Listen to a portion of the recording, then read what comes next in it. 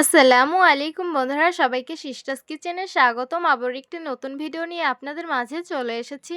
আজকের রেসিপি হলো গরুর মাংস, আলু আর পেঁপে দিয়ে রান্না। তো দেখতে থাকুন। প্রথমেই চুলায় একটি পাত্র বসিয়ে দিয়েছি, রেগুলার রান্নার তেল দিয়ে দিব, কুচিয়ে রাখা পেঁয়াজগুলো দিয়ে দিব, তারপর সামান্য এটাকে ভেজে নিতে হবে। পেঁয়াজগুলো আমি হালকা ভেজে নিয়েছি। পরিমাণ মতন আদা রসুন বাটা দিয়ে দিব, জিরা, গরম মশলা, সরষে ধনে আর শুকনো মরিচ বাটা দিয়ে দিলাম পরিমাণ মতন হলুদ মরিচের গুঁড়ো দিয়ে দিব, তারপর সামান্য ভেজে নিতে হবে। স্বাদ মতো লবণ দিয়ে দিব। মশলাগুলো আমি সুন্দরভাবে কষিয়ে নিয়েছি। এখন আমি ধুয়ে রাখা মাংসগুলো দিয়ে দিব, তারপর এটাকে সুন্দরভাবে কষিয়ে নিব। মাংসগুলো আমি সুন্দরভাবে কষিয়ে নিয়েছি। ধুয়ে রাখা পেঁপে, আলুগুলো দিয়ে দিব, তারপর এগুলোকে সুন্দরভাবে কষিয়ে নিব।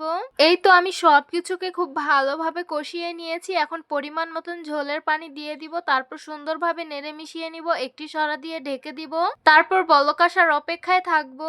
এই তো তরকারিটা বলক এসে পড়েছে। আমি এখন একটু নেড়ে নিব। আলু, পেঁপে, মাংসগুলো কিন্তু সুন্দরভাবে সিদ্ধ হয়ে গেছে। এখন পরিমাণ মতন শাক বাটা দিয়ে দিব, তারপর এগুলোকে সুন্দরভাবে নেড়ে মিশিয়ে নিতে হবে।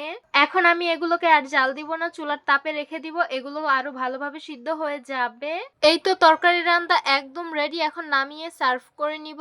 এই তো গরম গরম আলু পেঁপে দিয়ে গরুর মাংস সার্ভ করে নিলাম। দেখতেই তো পারছেন কত বেশি লোভনীয় লাগছে, আর খেতে কিন্তু অসম্ভব মজা লেগেছে আমার কাছে। আপনারাও একদিন এইভাবে বাসায় ট্রাই করে দেখবেন, এটা খেতে অসম্ভব মজা। তো আশা করছি আমার আজকের রেসিপি আপনাদের কাছে অনেক অনেক বেশি ভালো লাগবে। ভালো লেগে থাকলে আমার ইউটিউব চ্যানেলটি সাবস্ক্রাইব করবেন, আর যারা আমার ফেসবুক পেজ থেকে দেখছেন পেজটিকে ফলো করবেন। সবাই ভালো থাকবেন, সুস্থ থাকবেন, আর সিস্টার্স কিচেনের সাথেই থাকবেন। আবারও কথা হবে কোনো নতুন ভিডিওতে। তাহলে আজকে এই পর্যন্তই। আল্লাহ হাফিজ।